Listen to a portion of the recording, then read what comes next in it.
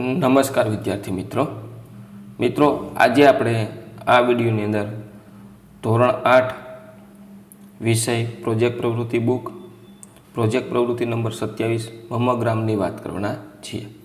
તો મિત્રો આ રીતનું આપણા પ્રોજેક્ટનું સંપૂર્ણ સોલ્યુશન છે।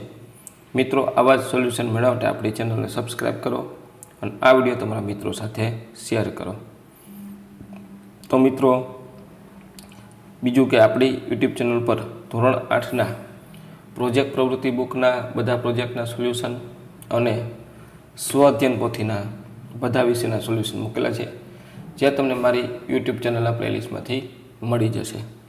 તો મિત્રો શરૂ કરીએ ધોરણ 8 પ્રોજેક્ટ પ્રવૃત્તિ બુક પ્રોજેક્ટ પ્રવૃત્તિ નંબર 27 મમગ્રામ। તમે જે ગ્રામમાં રહો છો ત્યાં તમારી શાળા સિવાય પણ અન્ય ઘણા બધા જાહેર સ્થળો, જોવાલાયક સ્થળો, દુકાનો, ધર્મસ્થાન, સંસ્થા, કારખાના આવેલા હશે। અહીં તમારે તમારા ગામ વિશે એક સંસ્કૃતમાં સરળ રીતે લખવાનું છે। આ પ્રોજેક્ટમાં સૌપ્રથમ તમે તમારા ગામ વિશેની માહિતી મેળવો, તેના વિશે ગુજરાતીમાં સરળ રીતે લખી બાદમાં તેને સંસ્કૃતમાં લખો અને વર્ગ સમક્ષ પ્રસ્તુત કરો। તો પહેલાં મિત્રો અહીં આપણે ગુજરાતીમાં લખવાનું છે, ત્યારબાદ આપણે એને સંસ્કૃતમાં લખવાનું છે। તો જોઈએ પહેલાં ગુજરાતીમાં। મારા ગામને રામપુરા કહેવાય છે। મારું ગામ 3 ભાગમાં આવેલું છે। ગામમાં શાળા, અખબાર અને હોસ્પિટલ છે। ત્યાં નાના ઘરો છે। મારા ગામની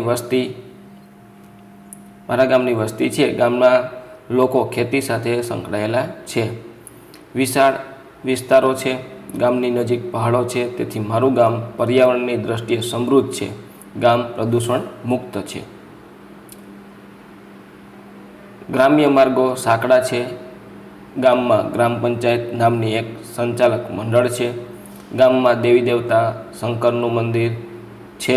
મારું સ્વચ્છ ગામ અને નીલકંઠ છે। ગ્રામજનો મૈત્રીપૂર્ણ છે। ગામમાં ઘણા કૂવાઓ છે। કૂવાનું પાણી ઠંડુ અને સ્પષ્ટ છે। ગામમાં એક મોટું તળાવ છે। તળાવમાં કમળ ઉગે છે। પશુઓનું તળાવમાં પાણી પીવે છે। લોકો ત્યાં ત્રાહિમામ પોકારી ગયા। મારા ગામમાં એક બગીચો પણ છે। બગીચામાં નાળિયેરના વૃક્ષો અને ફૂલોના છોડ છે। ત્યાં પાર્કમાં બગીચામાં કાગડા, મોર નાચી રહ્યા છે અને હરણ પર ચરે છે। હવે દરેકના ઘરમાં ટેલિવિઝન છે।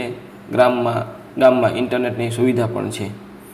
ગામડાની વાનગીઓ દૂધ અને શેરડીના રસની જેમ સરસ મજાના ગામ જીવન સુંદર છે અને મારું ગામ બહુ ગમે છે।